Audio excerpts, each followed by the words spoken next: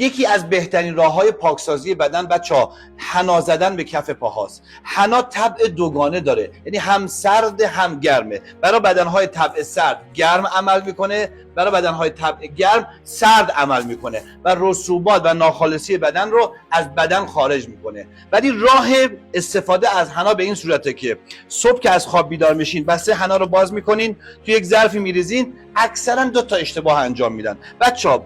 به حنا آب جوش باید اضافه کنین، آب سرد نزنین، آب جوش اضافه میکنین. یک ظرفی اینو کاملا هم میذارین بخواد مثل خمیر باید ور بیاد. یک ظرفی چیزی میذارین تا این جاش باید گرم باشه تا ور بیاد.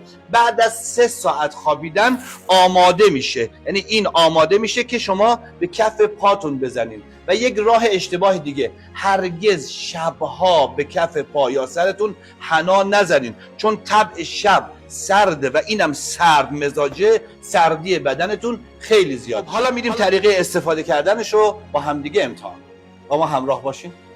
بچه‌ها حنا باید در 3 هفته متواری، من خودم سعی کردم که 3 هفته روزای جمعه، یعنی روزای جمعه صبح حنا رو نم میکنم 3 ساعت، بعدش شروع میکنم به حنا زدن. بعد از که حنا زدم با یک مشمای پا رو میبندی، بعد جوراب پات میکنی، 3 ساعت باید توی این حالت باشه.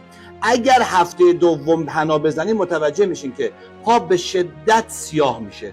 اون سیاهی نشانه خروج رسوبات و ناخالصی‌ها از بدنتونه و هفته سوم که بزنین کامل بدنتون پاکسازی میشه. این پستو بفرست برای تمام عزیزانی که دوست داری بدن سالمی داشته باشن. موفق باشی و خیر.